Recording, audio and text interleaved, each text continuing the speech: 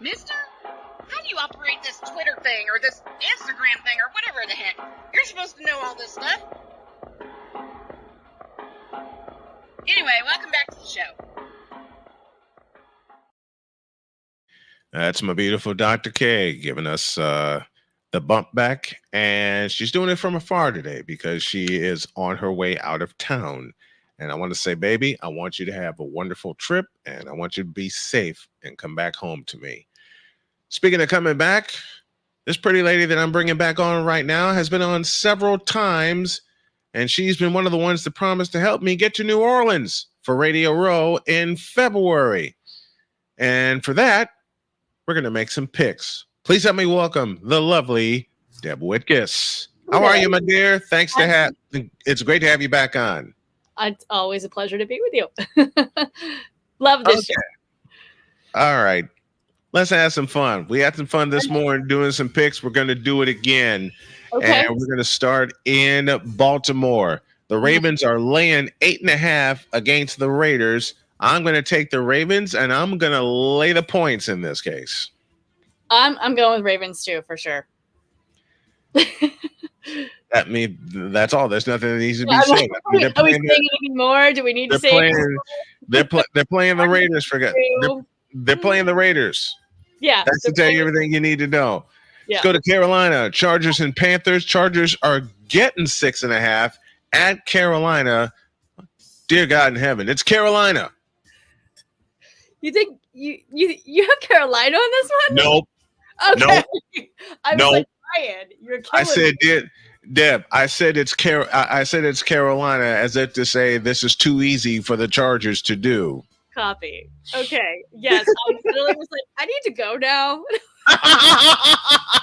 Not so fast. Obviously, the Chargers will win this one. The dismal game they played last week. I didn't even. I tuned in for 2 seconds. And how much did they lose by? The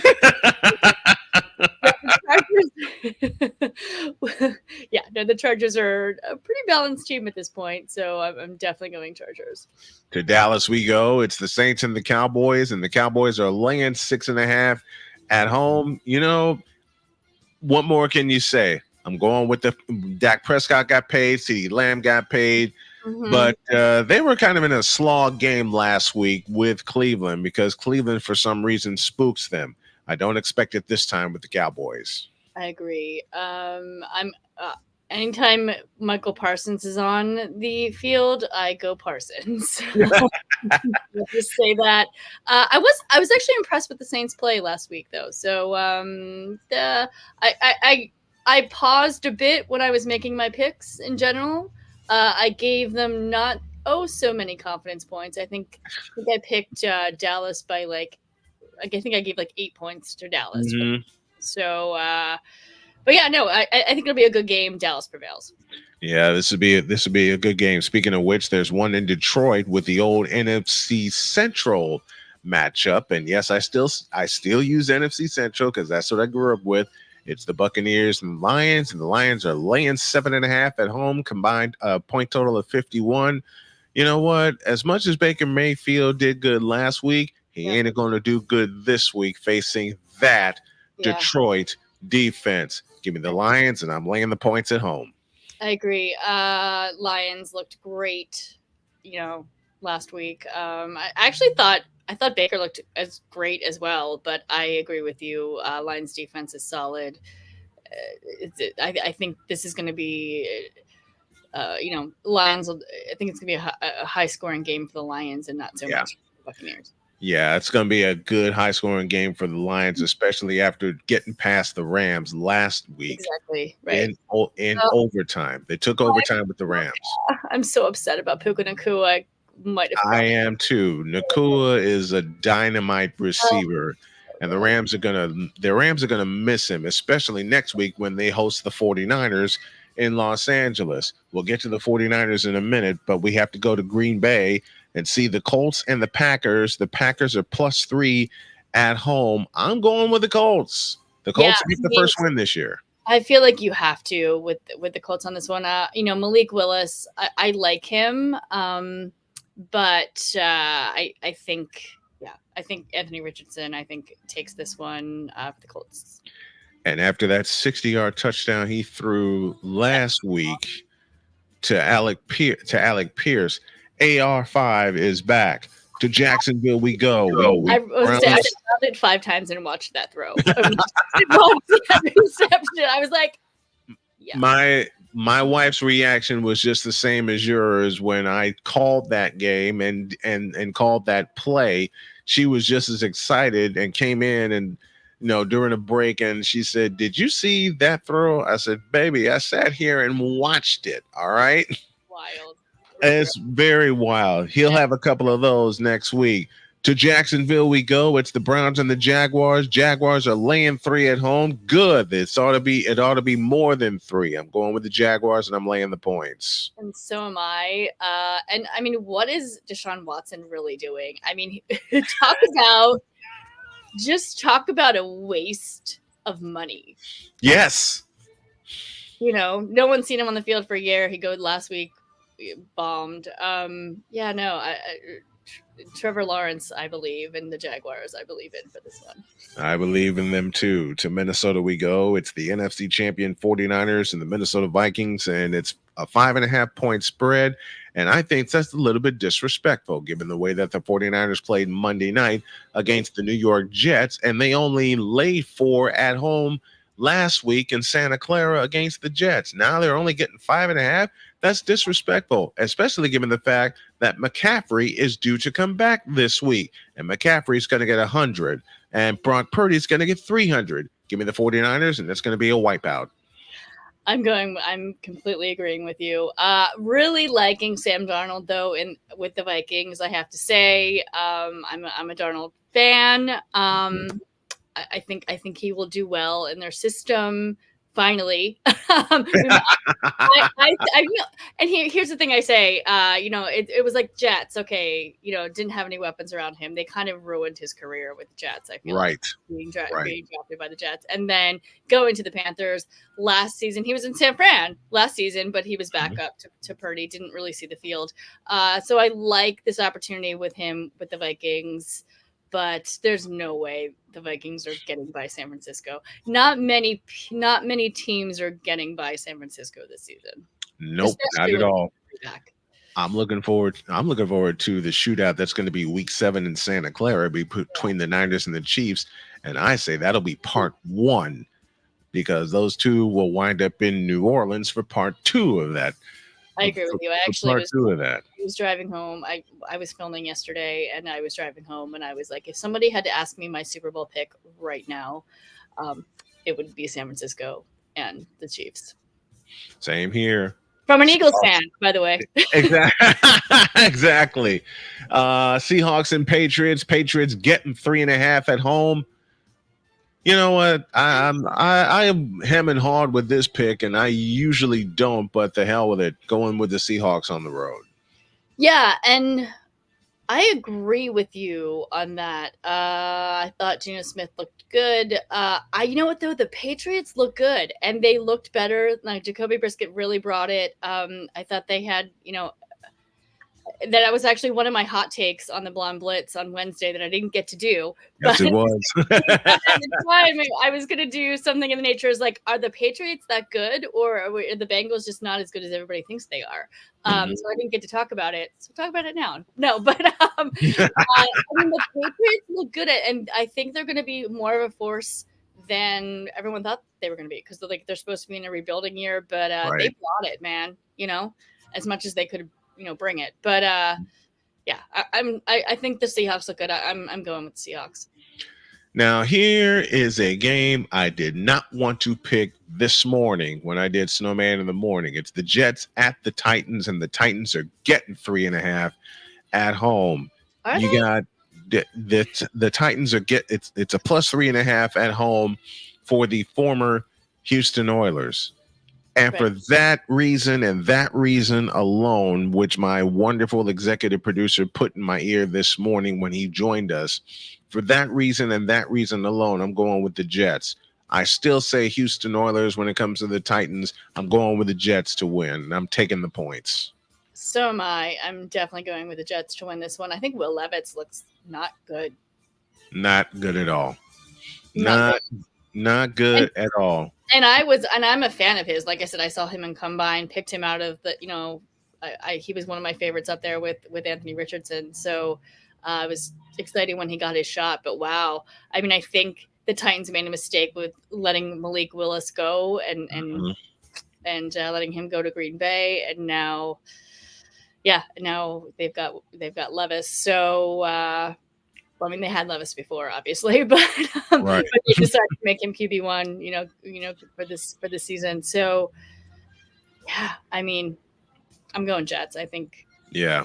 I don't think Aaron Rodgers looked that bad. You know what I mean? Right. I mean, granted, he's 36, coming off an Achilles injury.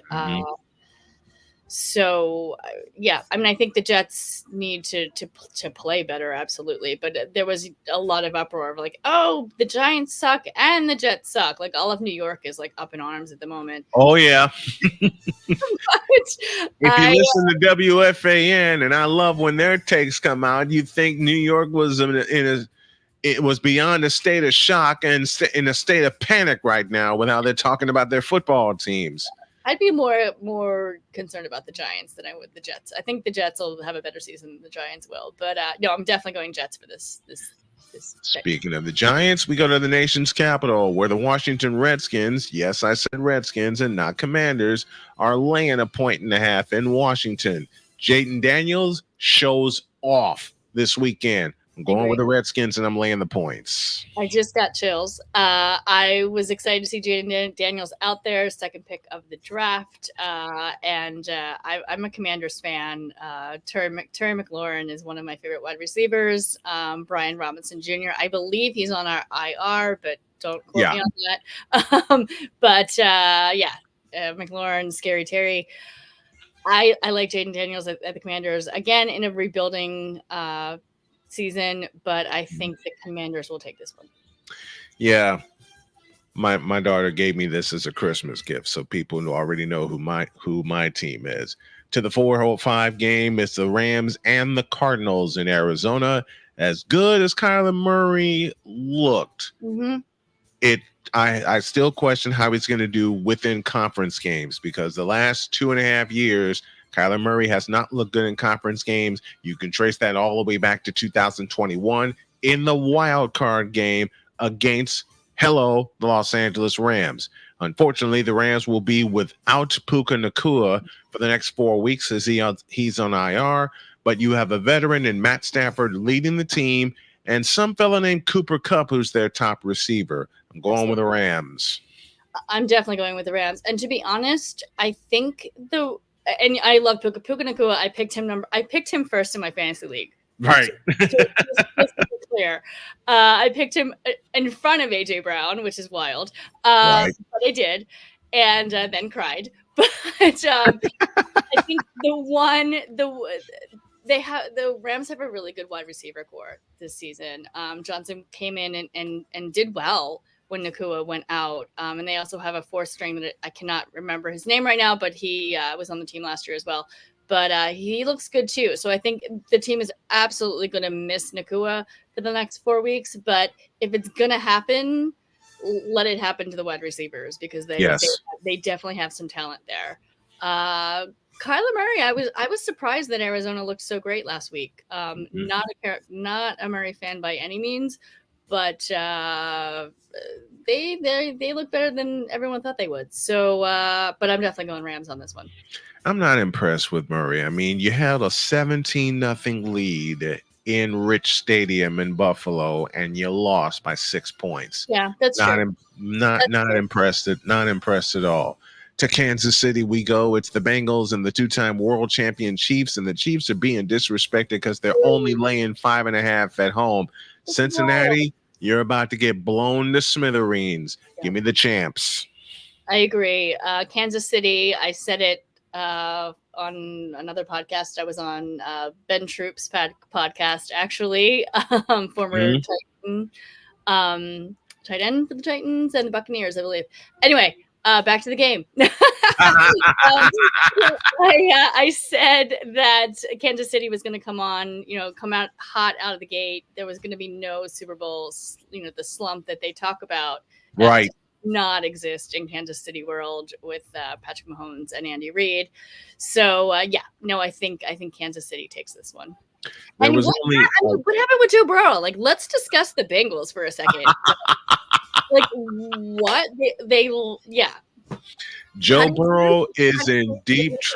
Listen, I have a simple sentence. Joe Burrow this season is in deep trouble. Especially something's wrong with his hand. Yeah, something is wrong with his hand. They say that he's healthy. I don't think he is. I don't see it. Yeah, and everyone's like, he shouldn't have went blonde. Exactly.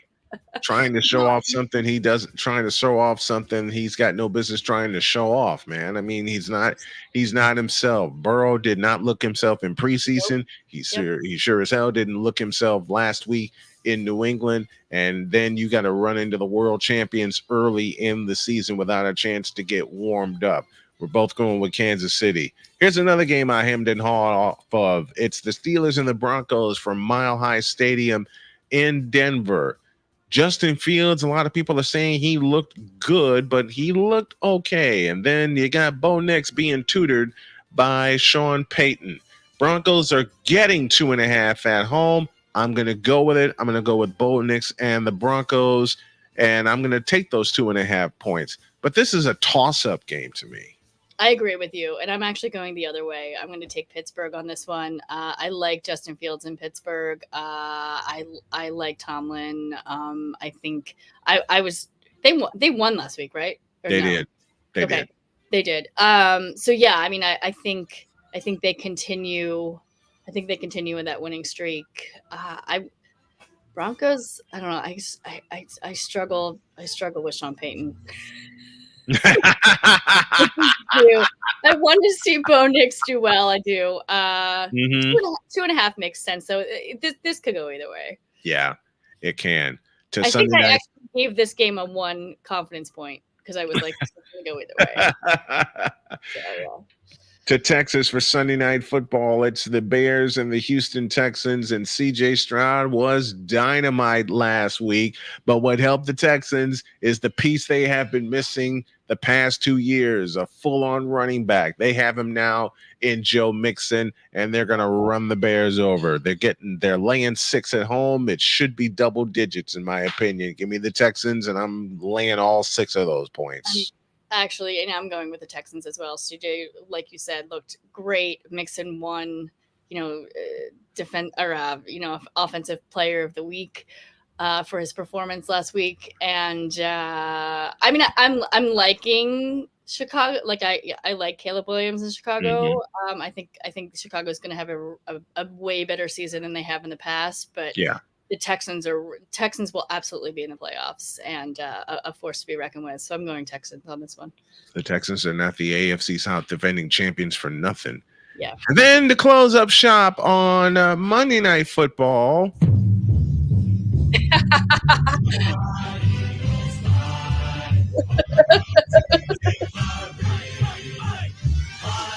What are my pom-poms? I have them. I never got a chance to play this for you whenever you're on the air. There you go.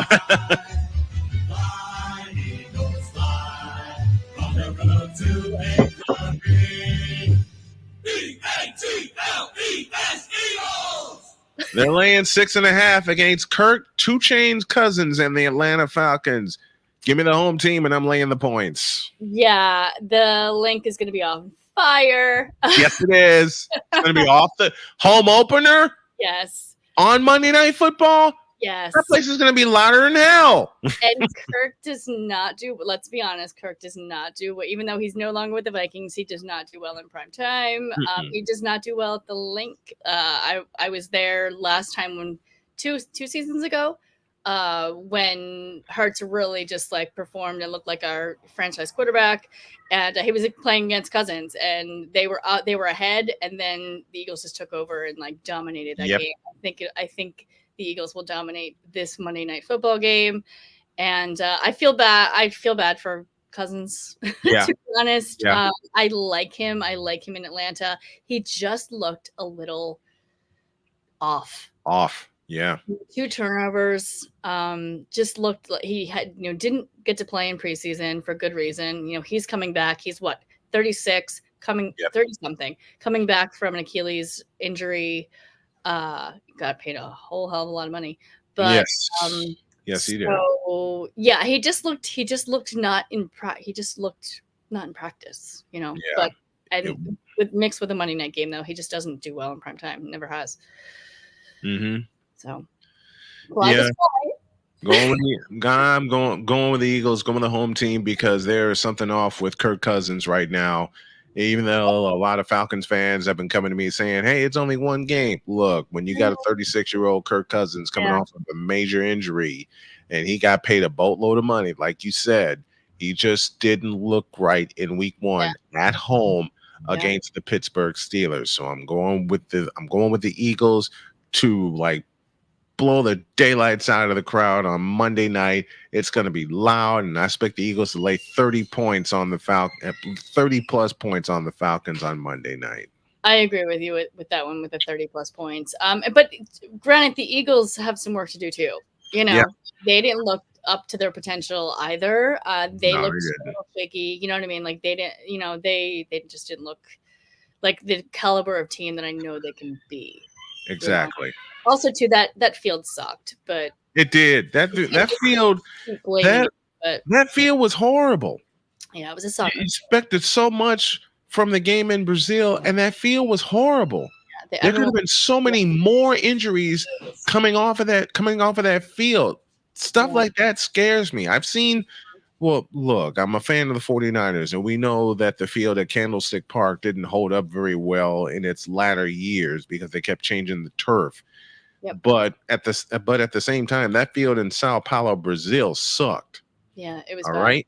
Yeah, it sucked. All right. I was gonna say, I wonder if Jordan, if they weren't playing there, if Jordan would have went down. And I agree with that question. I don't know. I absolutely agree with that question. And man, I can't wait to see Jordan Love get healthy and get back on the football field. That's Deb Whitcas. Those are our picks for the week. Don't forget, later tonight, Aces and Fever from Indianapolis, Indiana. I will have the alternative play-by-play call here in studio beginning at 7. 6:45 is our pregame. And then we will have the Houston Astros and the California Angels at 9:30 with a 9:38 first pitch in between games, giving you an update on everything that's going on in the world of sports, all the scores, stats, facts, and figures you can think of. And I'll squeeze it into 15 minutes in between games. The lovely Deb Whitcas, a 2-time Emmy-winning producer, joins me, one of my best friends in broadcasting and best friends in life. I love you very much. Thank you for coming on, and I can't wait to see you in New Orleans. We'll see you soon. Bye, everybody. Happy week.